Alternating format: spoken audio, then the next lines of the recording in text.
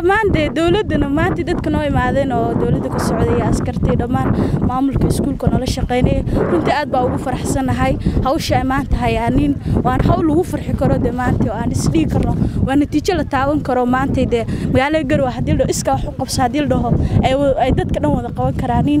anagu maanta halkaan aan joogno waxaan rajaynayaa magaalada gudaheedana inay dad kale ka shaqeynayaan insha Allah aad baan ugu faraxsanahay haddana reer Gambool inaan geeskeena ka galno ama kaalinteena ka qaadano nadaafadda magaalada Garowe dhinaca kale bahda caafimaadka ayaa iyagana dhankooda kaalin weyn ka qaadanaya ololaha nadaafadda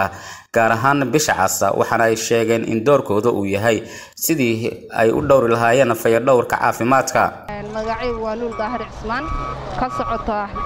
bisha cas ee Soomaaliyeed waxaan diyaar u nahay maanta inaan ka qayb qaadano ololaha nadaafadeed ee ka socota caasimadda ka socota anagu markasta wax ka shaqeynaa haday noqoto ka qayb qaadashadeeda hadaan gooni ahaan isugu xilqaami lahayn iyo sidoo kale wacyigelinteeda inaanu aad u qaadno wacyigelin ku saabsan nadaafadda si dadkii ay u badbaadaan inta waxa la yiraahdo qashku ku jira cudurku ku jira la yiraahday markasta dadeen nadaafadda ka shaqeyno waxaan ka badbaadaynaa ilmahan inuu xanuunsado inagu inay xanuunsano magaaladeena sidoo kale inay fool xumaato waxa soo dhan baynu ka badbaadaynaa sidoo kale waxaan ka badbaadaynaa in kharashka aynu maalin walba ciyaalka yararkaas aynu ku sii wadno dhaqaatiirta aynu ku sii wadno inay ka yaraadaan oo aynu aad u dareeno caafimaad u dareeno haddii qashanku aynu si fiican ugu taxadirno inaynu nadaafadda kor u qaadno anagu ka bisha cas ahaan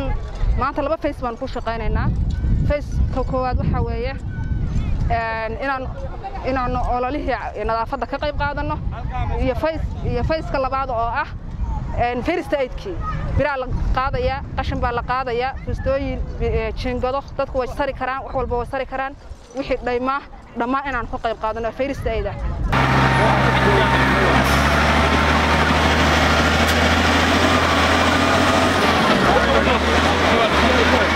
halku dhiga ayaa ah inta uu qashinka ku jiro ayuu cudurka ku jiraa maalinta ololaha daafurka ee nadaafadda caasimadda waxaa loo asteeyay 15 December sida uu sheegay duqa degmada Xasnaakal Universal TV Garowe.